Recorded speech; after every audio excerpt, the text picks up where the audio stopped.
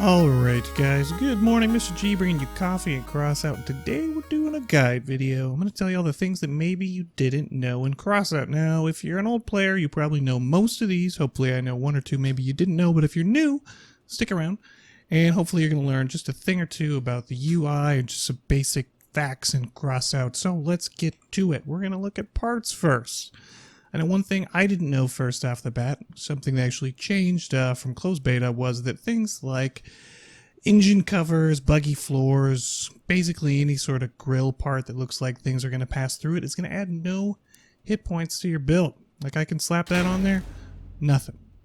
But things like machine gun rounds are much more likely to pass through a part like that, so why use it? They're a great glue for holding your builds together. Another thing you should probably do, this is a good PSA for everybody new to Crossout, just put a radio on your build. Why do you need a radio?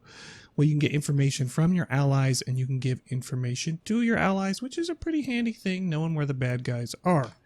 Next up on our list is another one that I didn't know right off the bat, and that is that the radar detector not only can detect hidden enemies if they're running a radar, it also takes the place of a radio. So it's going to transmit information, and you can see right there, location, info, transmission radius, 300 meters. It's going to transmit information to your team. So you don't need a radio and a radar detector. Okay, another thing we're going to talk about is there's two categories of weapons. There are weapons, like for example, what we have right here, that are heat-based weapons that are going to use coolers and radiators, and those weapons are going to overheat. And then there are other weapons like scorpions or cannons, which are reload-based weapons. So do we have a cannon in here somewhere? Yeah, we do. There it is. These weapons don't require coolers and they don't require radiators, but they do require ammo. So traditionally they use different kinds of energy. You're going, Mr. G, why are you telling me about two different categories of weapons? Well, because we have two different categories of engines. So let's take a peek. There are two kinds of engines. Well, there's actually three. There's engines that, require no energy, like the hardcore or the hot red. But there's also engines that are going to boost the reload speed of modules and turrets, or there's engines that are going to boost just reload speed of cannons. So things like the Cheetah or the Golden Eagle, they're going to boost module reloads, whereas the Oppressor, and if you're going to be running cannons, the Colossus, are going to be engines that boost reload, weapon reload, which is those weapons we talked about like cannons and scorpions that have that reload. They're going to get boosted by these kinds of engines.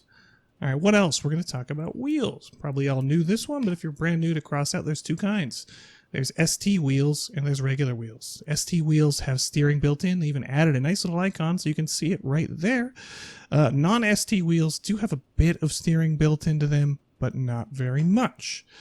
Okay, another thing that you might not know, but you probably should, maybe you did, maybe you didn't, is if you hit the F key, you can see weld points and weapon arcs and weapon radiuses or radii.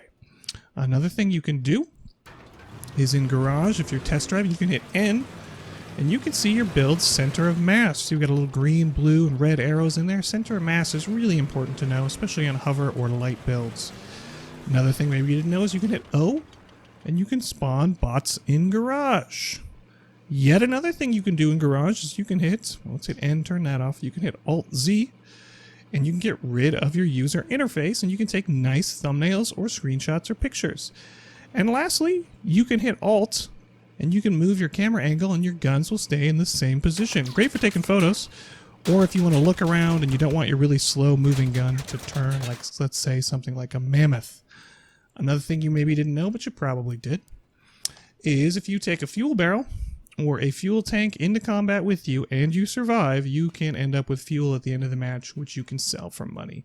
My first video on Crossout was about taking fuel barrels and fuel tanks with you into combat to earn money, and that's actually how I got fired up doing YouTube and doing Crossout.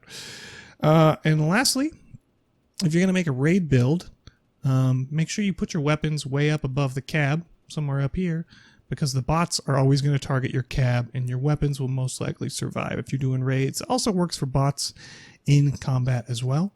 If I missed anything that you guys thought was important, and please put it in the comments. And that was it, guys. It was a shorty, just going over maybe some buttons and user interface things that you didn't already know, in Crossout. I hope you guys enjoyed this, doing daily Crossout videos. So if you'd like to see more, please hit those like and subscribe buttons, and I will catch you guys on the next one. Mr. G out.